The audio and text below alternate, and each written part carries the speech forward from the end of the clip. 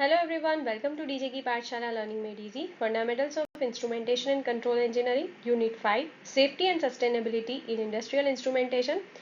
આજનો આપણો ટોપિક છે Equipment Protection System, which is also known as EPS. Equipment Protection System, જેવું એનું નામ છે, એ એવી એક સિસ્ટમ છે કે જે ઇક્વિપમેન્ટને પ્રોટેક્ટ કરવા માટે બનાવવામાં આવી છે. So it is known as equipment protection system. So it is a safety system, એક safety system છે that is designed to protect industrial equipment. એટલે જેવું મેં કીધું કે equipments જે હોય છે, motors છે, valves છે, જેટલા પણ industrial equipments છે એને ડેમેજ ના થાય કોઈ પણ abnormal operating conditions ના કારણે, લાઈક ઓવર પ્રેશર થઈ ગયું, ઓવર ટેમ્પરેચર છે, ઓવર કરંટ થઈ રહ્યું છે, કોઈ મિકેનિકલ ટાઈપના ફોલ્ટ્સ આવી રહ્યા છે, તો એવા કોઈ પણ એબનોર્મલ ઓપરેટિંગ કન્ડિશન્સના કારણે આપણું ઇક્વિપમેન્ટ ડેમેજ ના થાય એના માટેની જે સેફ્ટી સિસ્ટમ હોય છે એને ઇક્વિપમેન્ટ પ્રોટેક્શન સિસ્ટમ કહેવામાં આવે છે.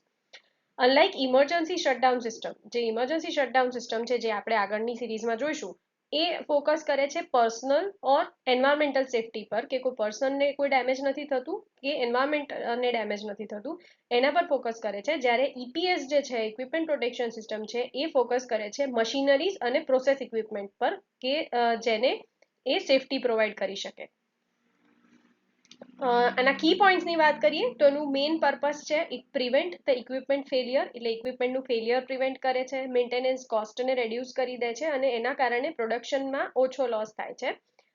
એનું ઓપરેશન જે છે એ આપણે જોઈએ તો it monitors the equipment parameters in real time, એટલે રિયલ ટાઈમમાં એ જોવે છે કે ઇક્વિપમેન્ટના અલગ અલગ ટાઈપના જે પેરામીટર્સ છે, એના જે સેટિંગ્સ છે એ ચેક કરે છે. અને trip or isolate the equipment, એટલે એ જો એની અંદર જો કોઈ પ્રોબ્લેમ્સ જણાય તો એ કાં તો ટ્રીપ કરી દે છે, કાં તો ઇક્વિપમેન્ટને આઇસોલેટ કરી દે છે અંડર અનસેફ કન્ડિશન્સ, રાઈટ.